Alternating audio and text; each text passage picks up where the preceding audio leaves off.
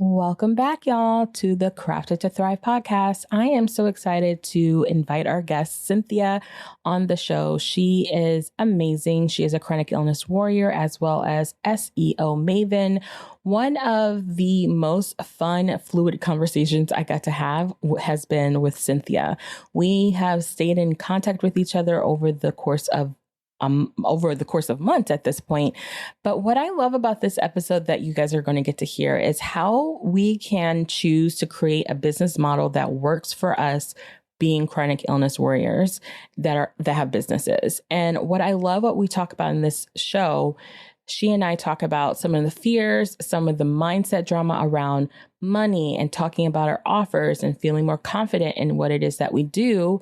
And then also growing and choosing the way we do business that's best for us and how she has done that, how she's learned to do that, how she's kind of removed herself from different places and parts of her business to give her more return on revenue, return on her investment and energetically in her business and in her life by doing things that come easy, things that she enjoys. And so we talk about how we've done that, how she's done it, and so many more amazing things on the show. So if you want to check out her full bio, go to the show notes and check out her full bio, but also check out the episode where I was on her show as well. They'll be in the show notes as well. So if you have been looking for an episode to talk about how do you find the heart and the mindset around choosing the type of business you want to have, how do you deal with money mindset when it goes on to talking about how you view money in regards to investing or in regards to your own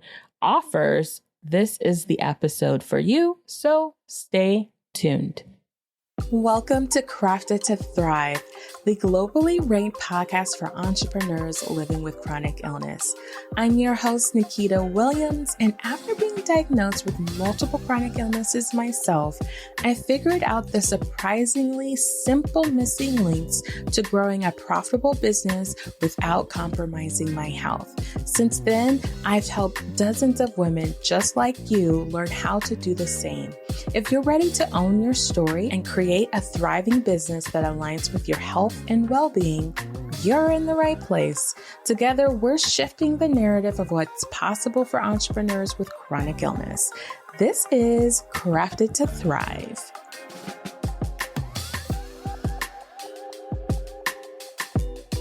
I am so excited to have Cinthia on the show. I'm excited because we just literally recorded a podcast episode for her show, and it never usually happens where it lines up where it happens like in the same week. So I'm excited for you to share with my audience who you are, what you do, and we'll just jump into our conversation.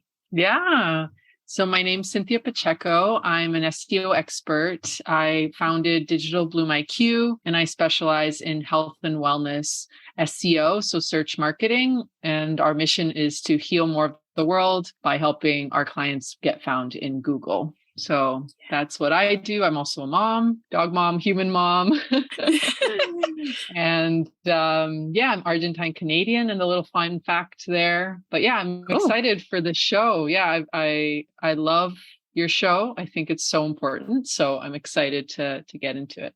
Yeah, I am excited to talk with you because we were just talking right before we started recording. Like, you haven't done a show in a while where it's like personal, like how did we get here and how has it affected your life? So why is your mission like to help the health world get found on social media? Like what led you to this path?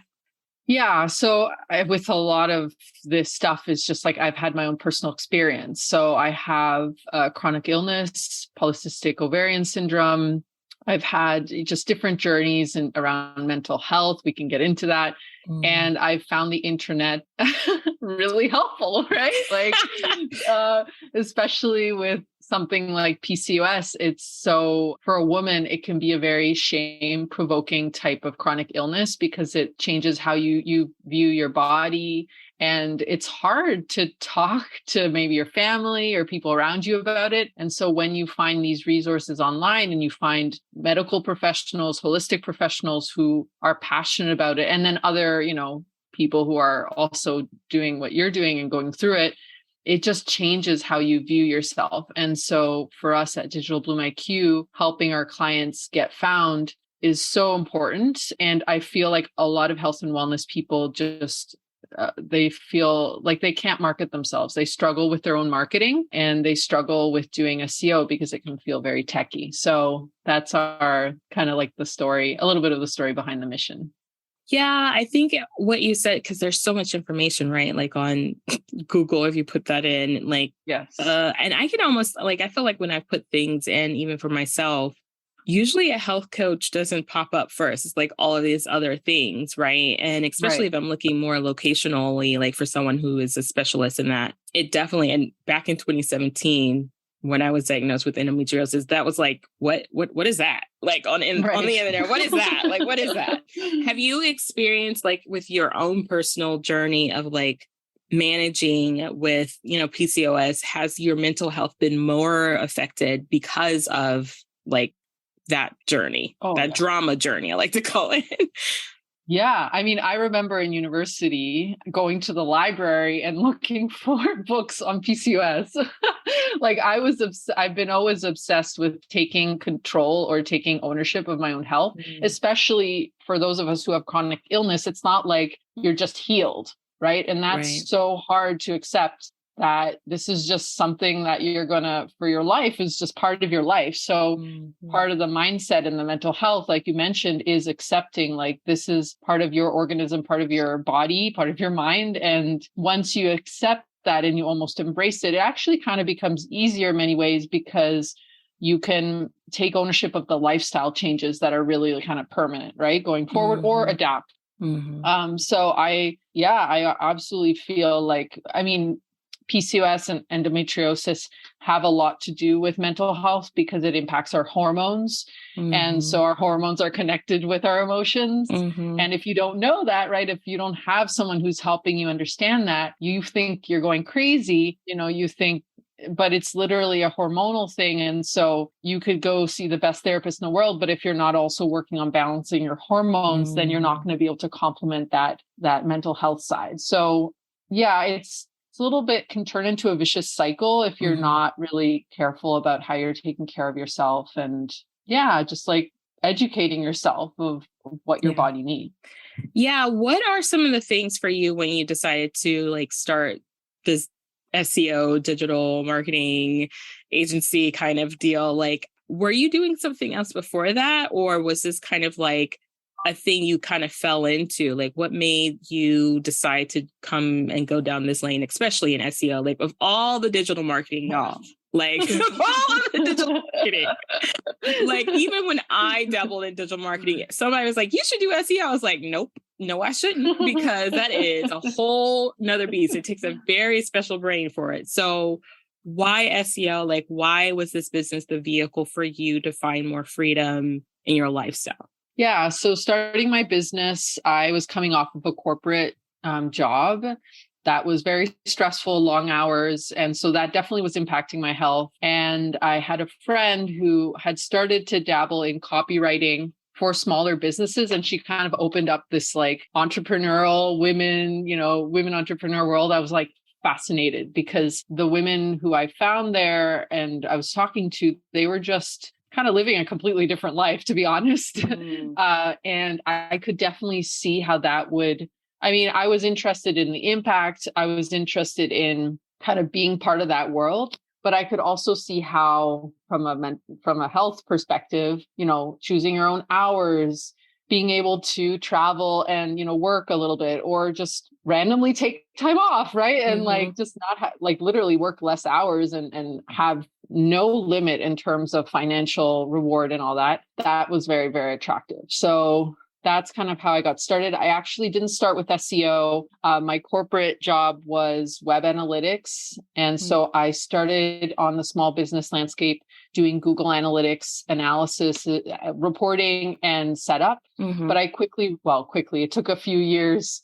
I realized that for a small business to really invest in Google Analytics, they needed to be in a different headspace, right? Because as a small to medium-sized business, there's so many things we can invest in. Yeah. So I pivoted to SEO, which complemented the Google Analytics skills. And SEO had a much more direct return on investment for these types of businesses. And SEO is to me, it's fascinating. It drives my clients crazy, but I love it. Yeah. I find that I love it because it's got like a psychology element. It's got a technical element, which I have because I know how to code and, I have that coding nerd background, but then it's got a very human element, where you want to be thinking about why does someone search this and what kind of content are they expecting? And especially with health and wellness, what is Google looking for to rank and to see you as a professional? So that's SEO just wasn't planned. It kind of happened as I started just with my own business. And I realized, if I wanted to really impact this space, I needed to provide a service that was impactful. Right. And so I shifted and it's been great. Well, I think what you said about I wasn't first starting there. And I think you do have to have a passion for it. Like you really do, because it is I feel like that for people who do Facebook ads and Instagram ads. And when I talk to them, I'm like, I have done them, and the way they get lit up about it, even how you just got lit up of talking about SEO and how all of these facets of it, I'm over here sitting kill me now.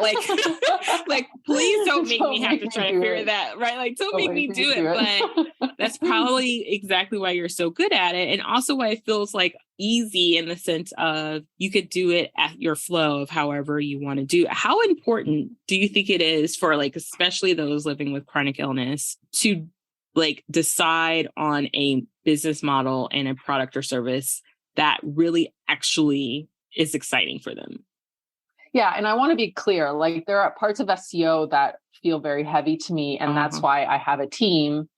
And there have been stages, and there still are stages of a business where there's a skill or a task or something where I know eventually I don't want to be doing that. But I understand, and that can be such a relief, because especially when you're starting, but even down the line, you can feel kind of guilty that you don't do certain areas of your business. Even with SEO, I don't really like some of the technical aspects. I understand them, but that's not where my genius lies. Yeah. So I have a web developer, I have a technical person on my team, and I've made peace with that because I serve my clients better incorporating that person. So I just want to be clear, my vision is an agency vision, especially with something like SEO. So I guess the nugget of wisdom there is you can be passionate about something, but it's totally okay if you need help, right, to fulfill that passion, especially if you're doing, all our businesses just have different layers and different areas.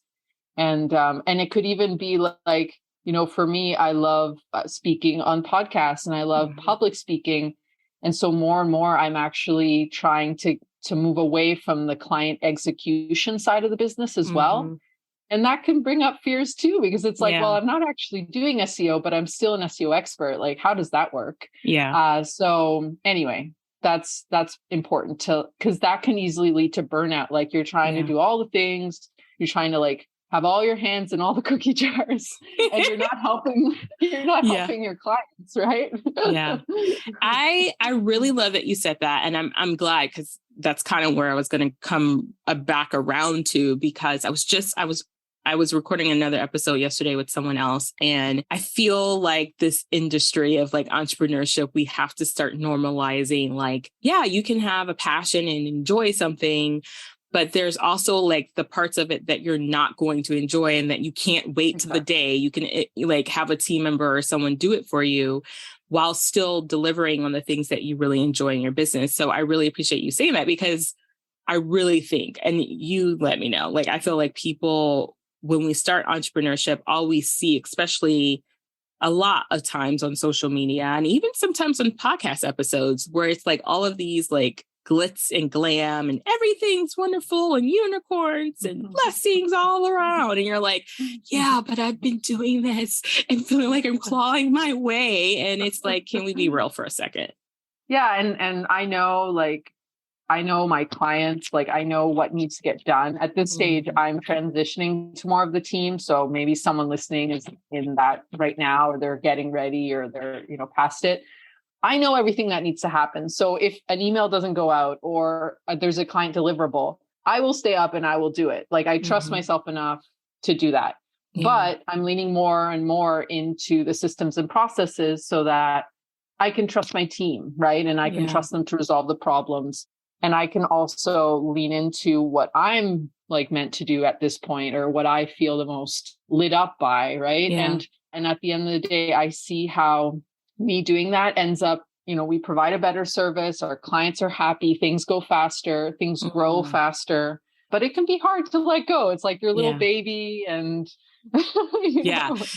I think that's a real thing. Like your baby. I don't know. Maybe it's because I've just been around at this point. Like I am to the point where I'm like, please take it all. Like all of the stuff I don't want to do. I'm good. I'm good if you do it. Like I'm good if anybody wants to take it and do it. I can just do the thing I really enjoy doing, which is like interviewing people on the podcast and like coaching. Like that's all I ever want to do when it comes to work. I hear you. I hear you.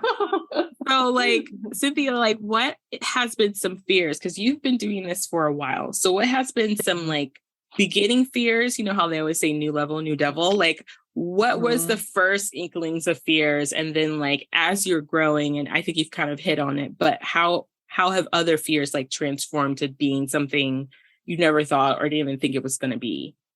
Yeah. I mean, so when you have your own business, it's you, right? It's just you. You're the one on the sales call. You're the one delivering. You're the one everything. And so because you see all these sides of the business, sometimes at the beginning, I found it hard to sell.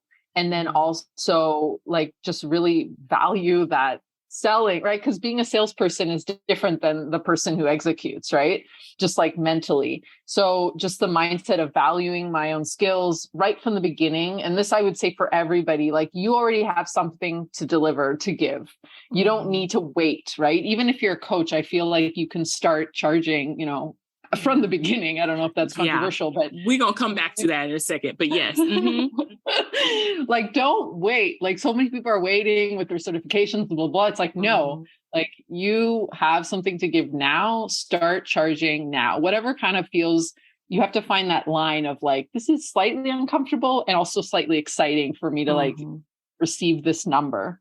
So that was a big mindset thing, all the money mindset. I really have had to work on that over the years of, going up on my prices, trusting myself with that and trusting that the right clients, would find me with those prices. And then the other fear that, new devil, it's ongoing. I'd say the devil for me is like the same fear, but it kind of like hulks up, over time. Like it's the same fear. So for me, it's always like, I don't know enough, especially with SEO, things change so fast. It doesn't change dramatically, but there's like some shifts. And so I'm always scared that I won't be able to provide enough of an impact to really help my clients. And again, that's been something I've worked on. And I feel like I've made a lot of progress because again, I realized that if a client hires me, they're already doing better than yesterday, right? So if a client hires me today, the fact that they hired me, that's an improvement. That means that they're already working on their SEO. The other thing that helped me a lot is I have a personality type to want to help others and just, take responsibility for others. So I've had to work on reminding myself that clients hire me and I'm a small cog in their wheel of their business, right? So I'm working for them. I'm on their team, but their success in their whole business is not dependent on me. Yeah. And so over time, I've also worked on getting hired by clients who are already successful, who already believe in their business. They're not looking for validation. They already believe in SEO. They just need someone who's the right fit to execute it for them and then to work with them as a partner. So that's, again, helped me a lot take away that burden of feeling so responsible for everything. And we've all had those clients that kind of like throw their business on you. And you're like, wait a second, it's your business. Like, I don't need to convince you of anything, right? Yeah. So I think the more whatever your mindset stuff, whatever you're working on, there's the internal work that you're doing, but then looking at like, what would be that ideal client? Because the internal work is always going to be there. And I think you can shortcut a lot of the results you want by just focusing on like, what do you want next? Yeah. And then just like getting over your own issues. Like being like, you're all like our mindset mess. Like that's really what it is. yeah, because it's never going to be perfect. Like again, my fear is just going to hulk up, and there's always going to be something new. And I'll be like, oh, that's a version. That's a new angle on that. Then it's more about, I'm sure you've experienced this too, like the skill of just getting faster around like how you look at a fear, how you have a relationship with it even can just speed things up in many ways. Yeah, you said that beautiful. Like I'm gonna have to like keep that in mind, how you just said that. Like fear, this is what I always tell people when they're like, especially when they're wanting to work with a mindset or like a business coach who focuses on mindset. And they're like, when are you ever done? I'm like, that's a hard question to answer because, I feel like there's always like, I love the illustration of Hulks. Like you really don't know how deep sometimes those mindset dramas are until you get to a different level. And you're like, oh my goodness, this is hitting in a place that I never would have even imagined because you never experienced it or you've never gotten to that piece of growth in your journey. And the point, though, is having the tools to deal with them faster. Right. And so I love that you shared that. But I do want to go back to something you said about like charging when you're just starting out, especially I feel like even more so in an industry where so many people, I was just listening to something yesterday and was saying like 5.5 million people here in the United States alone have started up a business and most of them are coming from corporate. And so all these people who may be coming from corporate who like want to start and might like, let's say 1% of them want to be coaches and health coaches at that. And you're wanting to give your services away for free. Whoa. Right. Whoa. Right. Stop. Right. Like stop.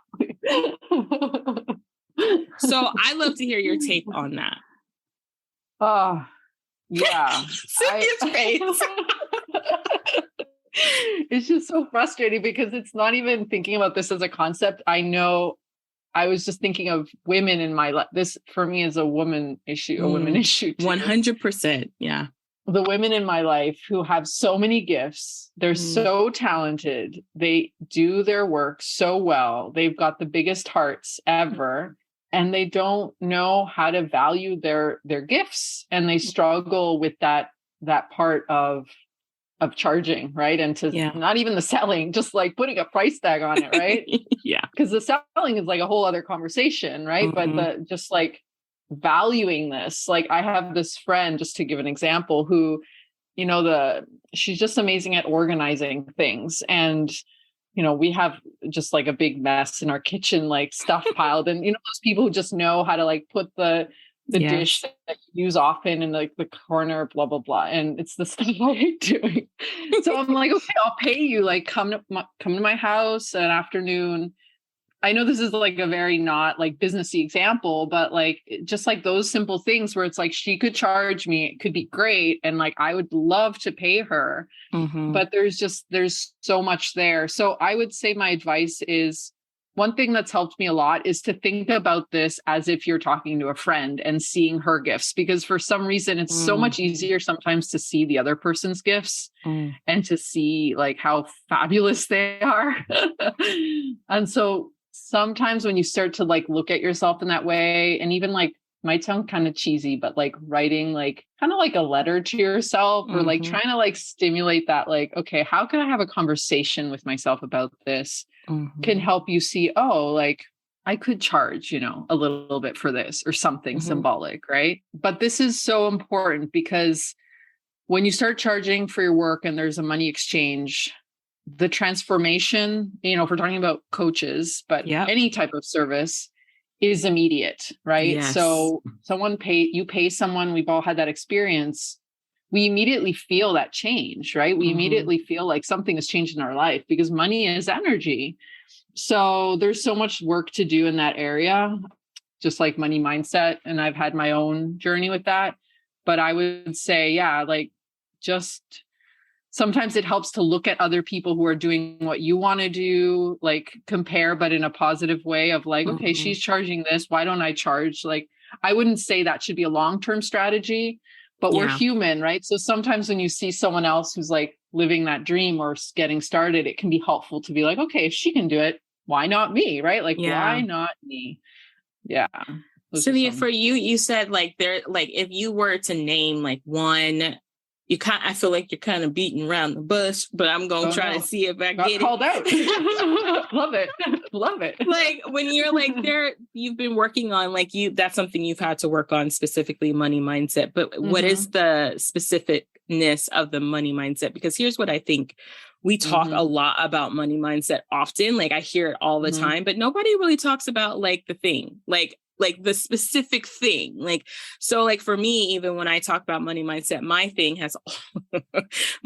has always been like feeling like, am I charging too much because I'm trying to appear like a certain like level when when the value or the service or whatever the case may be is not really like there yet. Like I haven't gotten to that transformation, like even though technically in my brain I have been, and I've got the certifications to prove it, but in my mind, it comes from that place. Like, am I actually good enough? Like, am I good enough? That's my money mindset. It always comes down to that part of the thought. Right.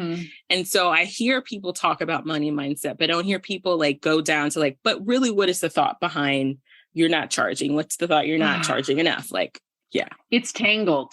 It's so tangled, Nikita. There's so many. I think that's why it's hard to untangle it, because there's am I worthy? You know, it like comes down to our worth.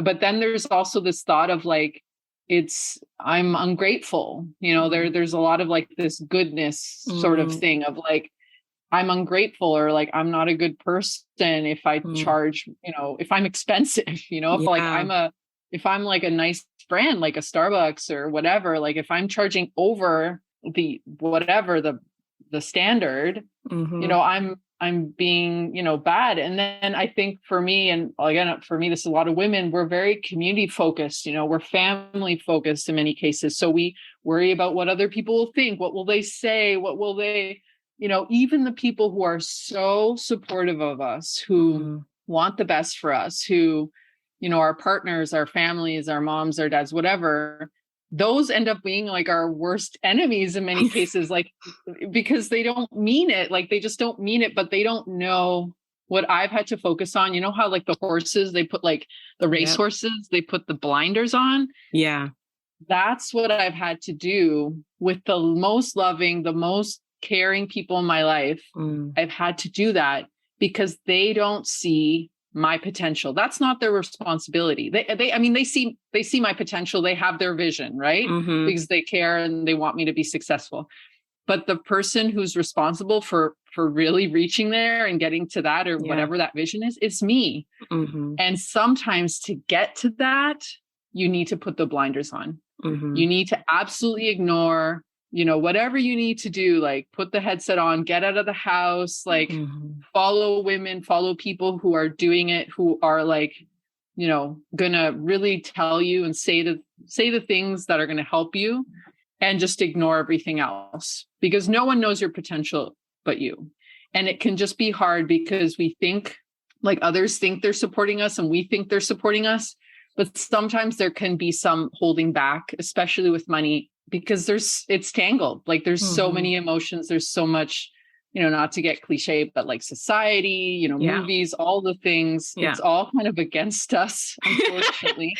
I agree with you, Cinthia. I about a year or two ago, I had someone come into, when I was having my group, we were doing like a whole money mindset things. Yes. And some of the questions that they were asking, I was like, my brain was like blown of just being like, whoa, like, like, whoa. Like, I didn't even realize how deep it had gone. Like so much it had gone. And it really was like, if you work with coaches, if you're around coaches, if you're around anyone who's in any personal development, the moment you become aware of it, you become like really aware of how tangled, like you're saying it really is. Cause you're like, dang, like not even like even outside of business is like how I feel about buying them shoes is all wrapped up in this too. Like how I feel about toothpaste is all wrapped up in this too, you know? Because we need to use money every day, right? Like money isn't it's every single day. And so if you're not paying attention to your thoughts and your beliefs, and if you're not willing to shift that, because the truth is it's easier to keep thinking how you've been thinking now. And it's scary because it's not just about you, it's about everybody. So but I will say it's worth it. I will say that There's so many examples now of women who are, doing that. And at the same time, it's like on one hand, it seems impossible, but the other side, it's like, this is inevitable. This is inevitable. Like this goal, this whatever, the vision is, it's like, of course I'm going to get there because that's what I see. It would be like, this is the options I see available to me. Why wouldn't I get there? Right. Mm-hmm. So I think that's the best investment you can make. One of the best investments that I've made in my business has been money mindset coaching, money courses, obviously hiring an accountant, like the practical side, but the mind, the brain stuff. Oh my goodness. Yeah. And I don't know, here in the States, we deal with a lot of especially when it comes to healthcare. I always am curious to hear how has that affected your mindset around money and in your business? Because here in the States, getting the kind of support we need for chronic illness, I mean, the bills, that's a trigger. For most of my clients, are I've got so many bills that, it's kind of whatever. It's just a funny, I call it the funny pile at this point. It's it's a funny pile. It's just, what are we going to do? And so I have found that over the years, I've had to learn to have a different relationship with my chronic illness medical bills, because it can start adding all these thoughts on your worth and your ability to perform and all those different things, where that's has nothing to do with my business. It's just the matter of fact of having chronic illness and what happens. So the thing is, our business gives us the vehicle to, at some point, take care of those things in a more flexible way than if we were to work sometimes corporately. So I guess what I'm saying is has living with chronic illness affected how you view money, and how has it viewed how you run your business? So I live in Argentina, and we have I have to say, an excellent healthcare. It's 2-tier. It's very accessible, but anyway, it's a completely different situation than the US, and I don't want to get into the socioeconomic differences. However, I will say that I have had moments in my business where I did feel like my PCOS, or just the mental health side, has been a burden, definitely, either because I can't work 8 straight hours. I won't even say I can't even work with 4 straight hours right now.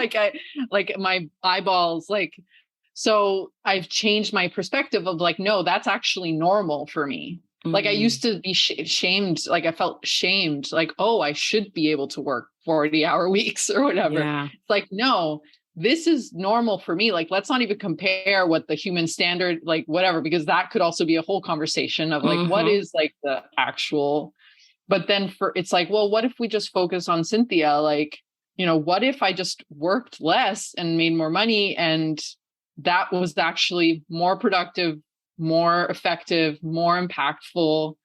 And so I've again had to switch my mind of no, my chronic illness is part of my life, and I get to take care of myself, and it doesn't have to be a limiting factor. Now, I know depending on your chronic illness, and depending on what stage you're at in it, it will feel maybe limiting at times. There might be, I don't know. I've had friends who have chronic illness where they get migraines and stuff like that. Right. And PCOS, you could have migraines, and it's just you can take drugs to alleviate that, but you literally can't work.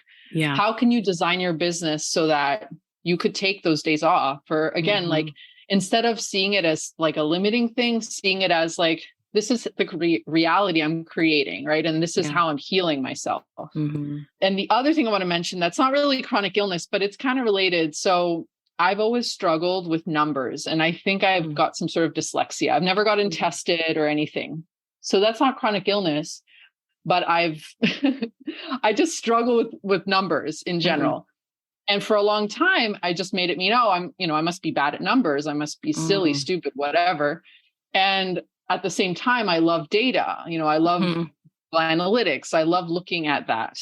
So how is that possible? So I've learned to separate things where it's who cares if I pull out my calculator? Who cares if I don't remember what, the multiplier things are?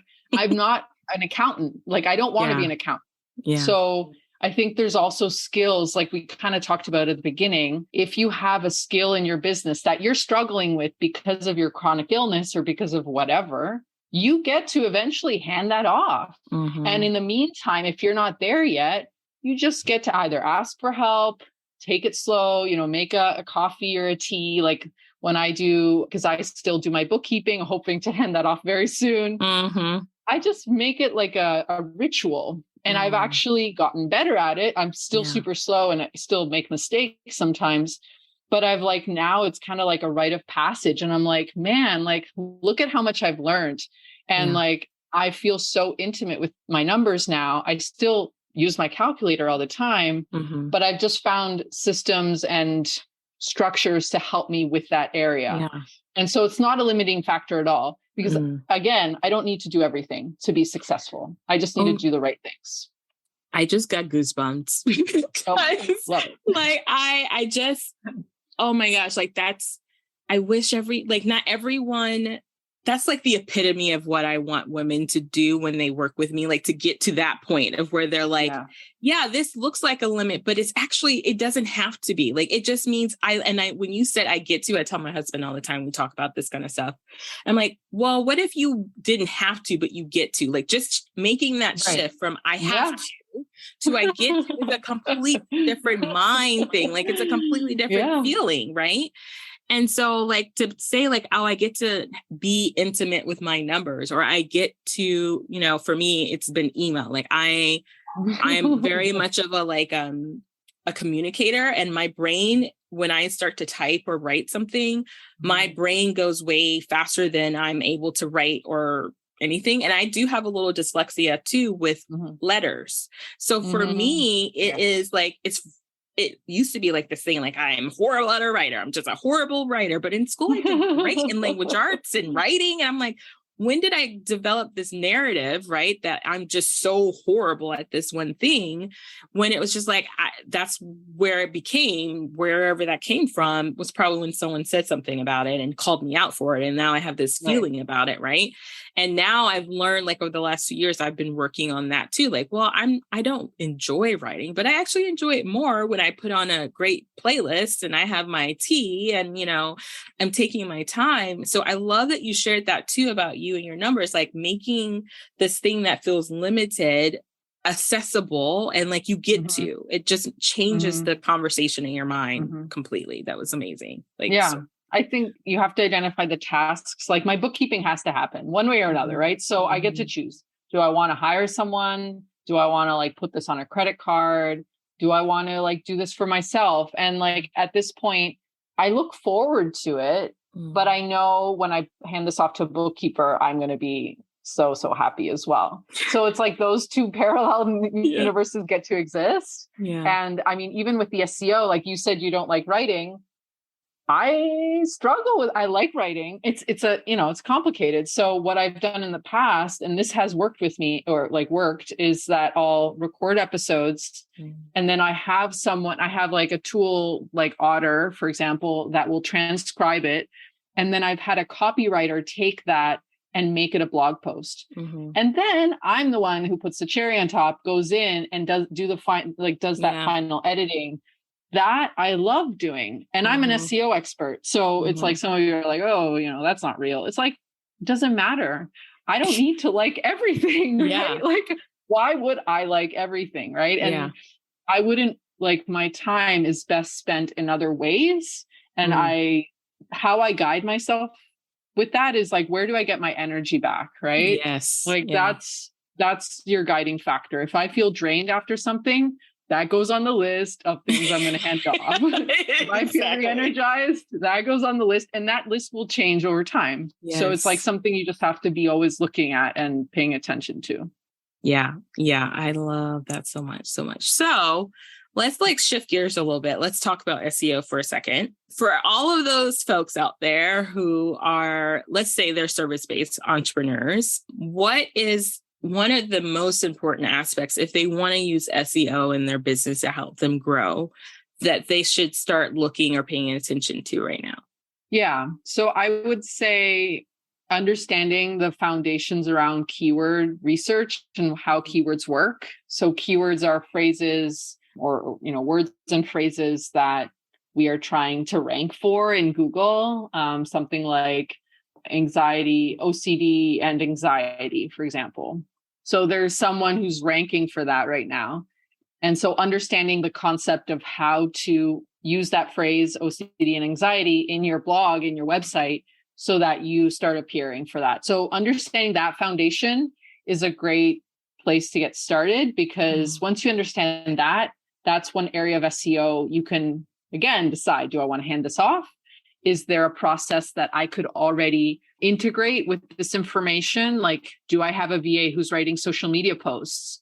Could she round up 5 Instagram posts that are already written and then recycle that into a blog post and maybe target a keyword, right? Yeah, that's one area that I tell a lot of people to get started in, because it's easier to understand than other areas of SEO like technical or backlinking that just require a little bit. It's not impossible, but it's just a little bit more technical, right? And so for some people, their eyes kind of glaze over. They're like, what are you talking about? Yeah. I'm looking at you. Yeah, she's probably looking at me right now, because I'm like already like, okay, that sounds great.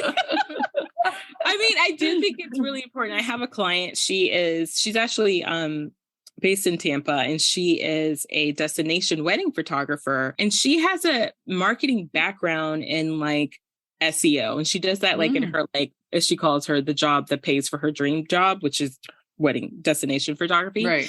And she's amazing at it. Like, the thing, like last year, she really focused, and we created like a plan together to figure out how she can. And blogging has been literally how she has scaled from 10K, like around $3,000 or $5,000 a month, to like 10 and 20K months, because of just solely SEO on her blog. And I mean, honestly, I feel like photographers are, in my personal opinion, that's probably one of the easier things to use SEO for, as for photographers. It's like a really dream little place to be.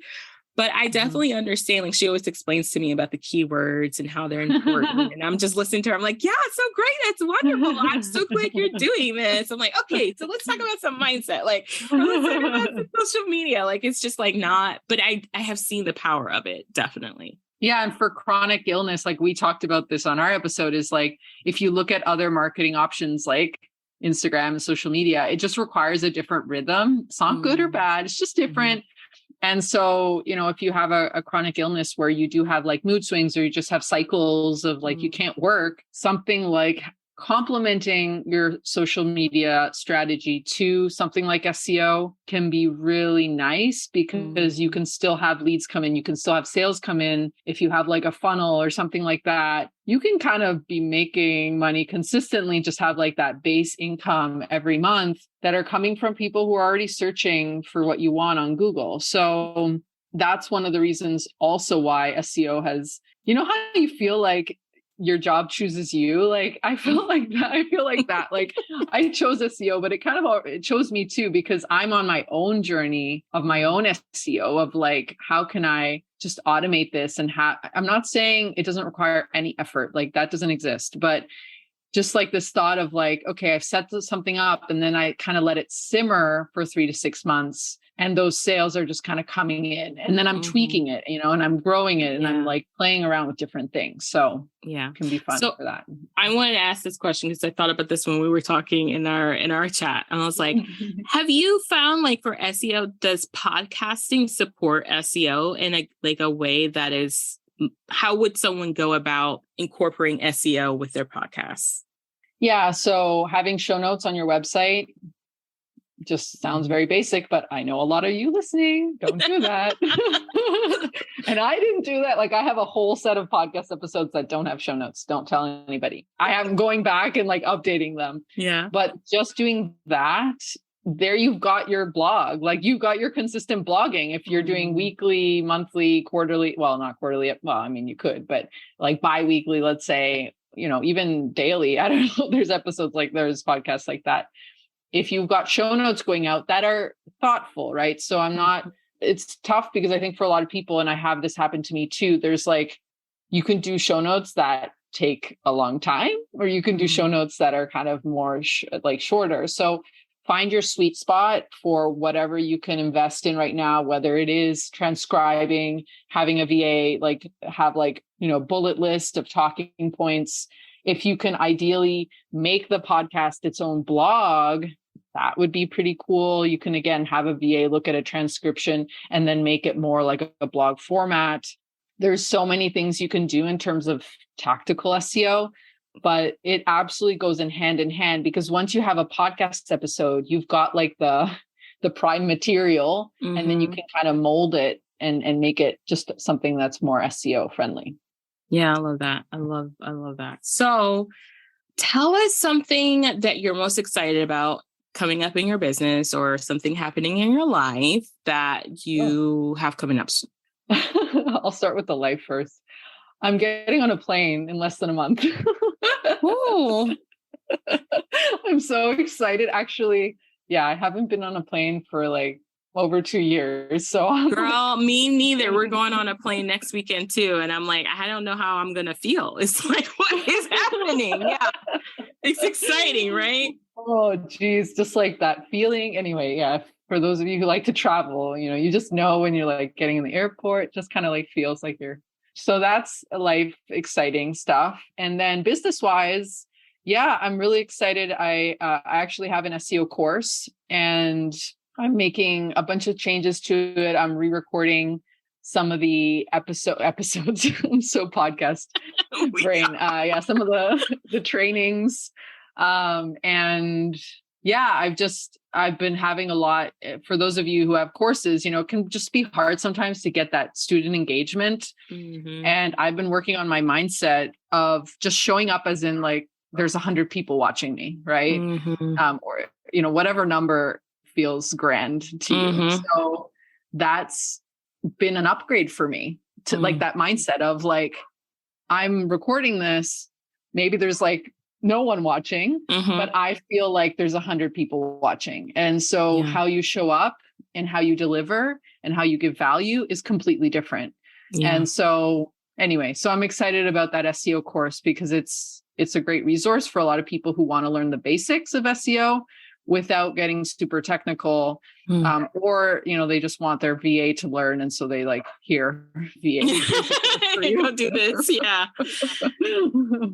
I love that. Well, you'll have to definitely send us a link so we can put it in the show notes so that folks can check it out. Yeah, that's definitely on my list of to-dos for my VA that will want to do that part, because not all VAs love that. I hear you. Yeah, but definitely I think it's a great piece. And then you brought up a really good point that I just wanted to bring up again for anyone who's listening, like finding a business model to market your business while living with chronic illness that serves you versus you serving it is so much more powerful. I mean, that's why I even started the podcast, because of that very fundamental thing of like, I don't have to show up on video. I can repurpose this for my blog or for social media or for an email, like so many different things I could use as content without having to like be on for, this thing. And so I think it's powerful to know that you can be empowered running a business, even when you are in a flare up or even when things are going really difficult for you. So yeah. And there's a lot of talk about consistency. There's a lot of talk about productivity. And if you have a chronic illness, that can feel really scary, and it can worsen your chronic illness because you feel anxiety because you're not able to do your whatever crazy 6 a.m. morning routine. Those people, I love you people, but I am on the other side of the camp. I mean, morning routines are great, but anyway, it's just like, if that's all you think, like if that's all you believe is like going to lead you to success, you just feel like you're designed for failure, right? Yeah. So when you have a chronic illness, yes, finding the marketing that lights you up, finding the marketing that heals you, literally makes you feel good, is not only good for you, but it actually shows up like the way I know I show up on my podcast. I know that's just better for my audience. So it's like a win-win, and that exists. Like, I think a lot of people struggle with that, but like, just keep looking, keep experimenting, keep pivoting, try different things, try different rhythms. Like I love, Nikita, you've got a podcast every 2 weeks, for some of you, maybe the thought of doing something weekly freaks you out. So what can you shift? And remember, nothing's permanent. Yeah. Like you can take breaks. You can say to people, hey, like I'm not going to be emailing you for a month or whatever. You can batch content. Like there's so many options, but if you don't, sometimes it's just hard to see it for yourself. So it can be helpful to have support around that too. Yeah. Yeah. I love that. That is so true. Yeah. I have been weekly. I have been once a month. I have been 2 times a week, every week. Like this show has been like on all different kind of things, depending on what's going on. And it hasn't affected my ability to grow. Like it just hasn't. And so I think one of my really good friends and clients, she's like, it's not about being consistent. It's about being persistent and being consistent.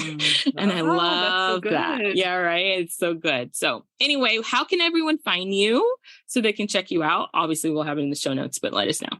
Yeah. So you can go to my site, digitalbloomiq.com. I have a bunch of free SEO resources there. I have actually a keyword guide for health and wellness. I've got some like specific SEO resources for health and wellness. And then you can go to my podcast, which is Digitally Overwhelmed. And Nikita's episode is going up soon on there too. Yeah. And then you can also hang out with me on Instagram, which, speaking of consistency, I haven't been posting on there at all, but I'm okay with that. I love it. Well, thank you so much for being on the show, Cinthia. Yeah, thank you. That's a wrap, y'all. Thanks for tuning in to Crafted to Thrive, the podcast that helps entrepreneurs with chronic illness to thrive and build a holistic business and life. Check out our website at craftedtothrive.com for this episode's show notes and all the gifts and goodies. Connect with me on Instagram at Thrive with Nikita for more tips and behind the scenes and more. Tag me to share what you loved about this episode, and I'll feature you on an upcoming episode. So until next time, remember, yes, you are crafted to thrive.